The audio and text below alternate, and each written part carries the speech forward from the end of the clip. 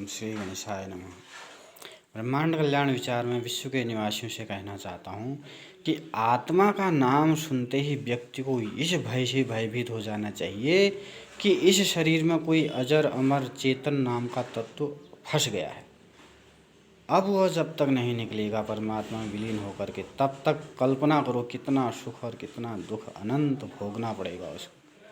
तो आत्मा का नाम सुनते ही मेरी आत्मा कांप जाती है कि मैं कहाँ फंस गया हूँ, किस पंच तत्व में फंस गया हूँ। अब मेरा बाप नहीं निकल सकता है इसमें से, जब तक कि मैं ईश्वर की भक्ति करके ईश्वर में विलीन ना हो जाऊँ, परमात्मा मेरे को स्वीकार न कर ले, यहाँ से उठा के अपने अंदर जैसे नदी समुद्र में विलीन हो जाती है, उसी प्रकार जब तक परमात्मा इस देह से मेरे को उठा करके निकाल करके अपने में विलीन नहीं कर लेता, तब तक ये मनुष्य कैसे सुख की कल्पना कर रहा है और कैसे निर्भय हो रहा है। मुझे तो इसको सोच करके आश्चर्य हो रहा है।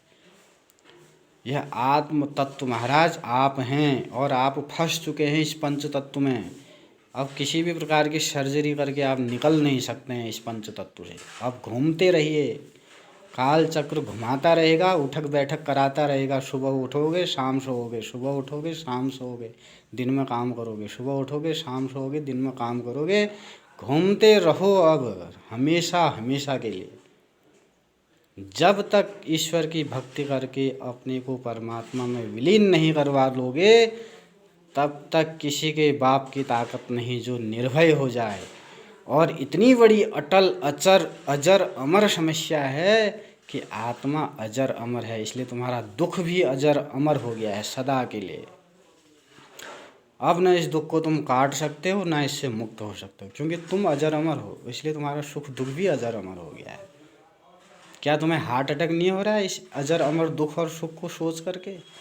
क्यों? क्योंकि आत्मा अजर अमर है और वो तुम हो, और तुम शरीर में फंस चुके हो। कभी सोचा?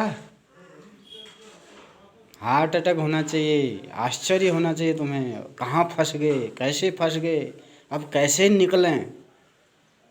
लेकिन तुम तो माया के मदहोश में, मद में मस्त हो, बेहोश हो, बेहोश, मस्त भी नहीं, बेहोश। जब आएंगे दुख, अस्पतालों में सड़ोगे, उस समय आंखें खुलेंगी। कभी शमशान में जाओगे, उस समय आंखें खुलेंगी, फिर बेहोश हो जाओगे। बस यही परंपरा चल रही है। इसलिए जो सदा के लिए जाग गए हैं, ऐसे महापुरुषों के पास जाओ, उनके सत्संग सुनो, प्रवचन सुनो, और दुख को सदा सदा के लिए मुक्त हो जाओ दुख से। धन्यवाद।